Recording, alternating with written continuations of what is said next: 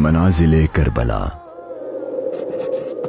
60 हिजरी 27 रजब अपने नाना हजरत मोहम्मद मुस्तफ़ा सल्लल्लाहु अलैहि वालैहि वसल्लम के रोज़े मुबारक पर आखिरी हाजिरी देने के बाद इमाम हुसैन शहर मदीना छोड़कर मक्का की जानिब चल पड़े और 4 शाबान को मक्का पहुंचे और 8 जुल्हिज्जतुल हराम को मक्का से करबला की तरफ चल पड़े।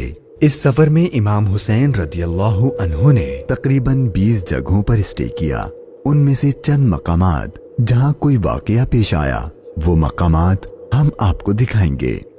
पहली डेस्टिनेशन बुस्तान इब्ने आमिर क्रॉस करने के बाद जब इमाम हुसैन रदियल्लाहु अन्हु दूसरी मंजिल सफ़ाह पर पहुंचे तो वहां आपकी मुलाकात अरबी के एक मशहूर शायर फरजदक से हुई जो बाय चांस कूफा से ही आ रहा था।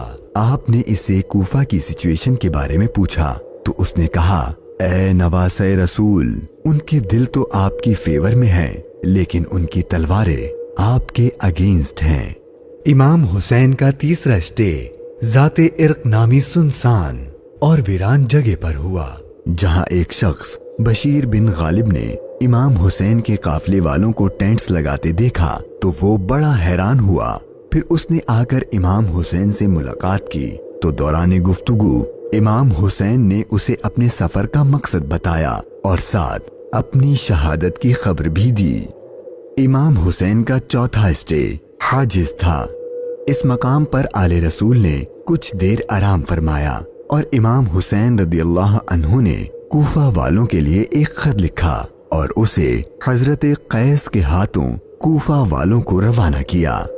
5वीं मंजिल बाजुल उयून और 6ठी मंजिल खुजैमिया को क्रॉस करके इमाम आली मकाम जब 7वीं मंजिल जरूद पर पहुंचे तो आपको जुहैर बिन अल कैस नामी शख्स मिले जो कि हजरत उस्मान गनी के करीबी लोगों में से थे और हज अदा करके आ रहे थे।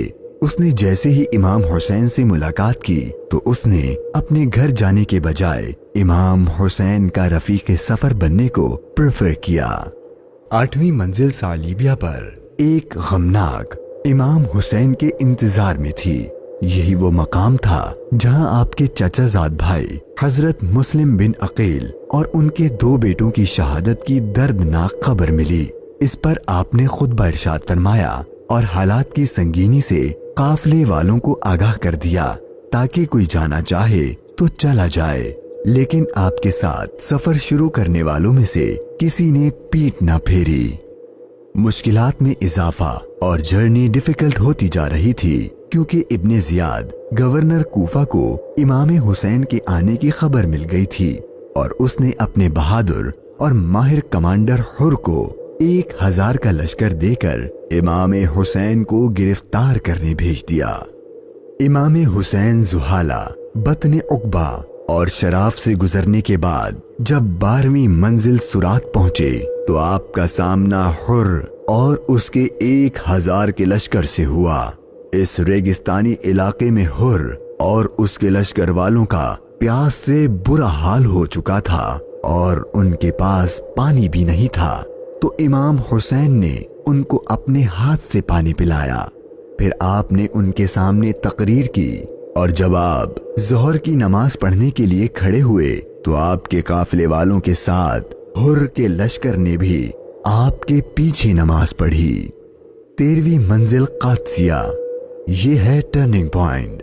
इमाम हुसैन रदियल्लाहु अन्हु को जाना तो कूफा था लेकिन आपने रास्ता तब्दील कर दिया और आप करबला की तरफ चलना शुरू हो गए।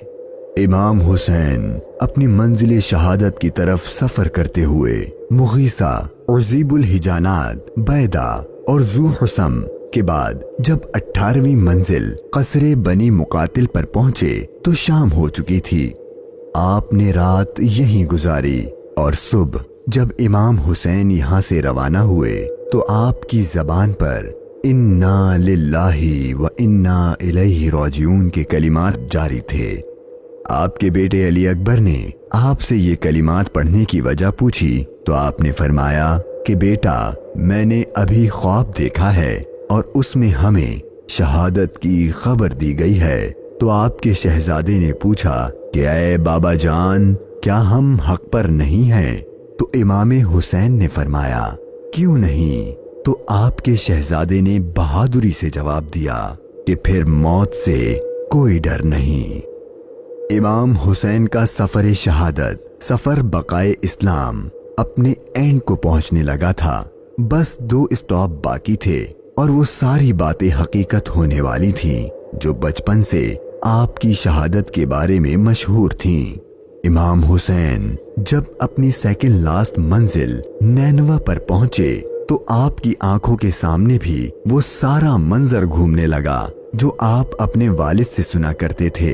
ابھی امام نے تھوڑا ہی فاصلہ طے کیا تھا، ایک ریگستان میدان نظر آیا اور ابھی وہ سارا قیامت خیز منظر آپ کی نظروں میں گھوم ہی رہا تھا کہ ہر اپنے لشکر کے ساتھ ایک بار پھر آپ کے سامنے آ گیا اور اس نے بتایا کہ گورنر کوفہ ابن زیاد نے مجھے خط دیا ہے کہ آپ جس جگہ پر ہوں وہیں آپ کو روک لوں اور آپ کو ایک ایسی جگہ پر ٹھہراؤں جہاں پانی وغیرہ کچھ بھی نہ ہو۔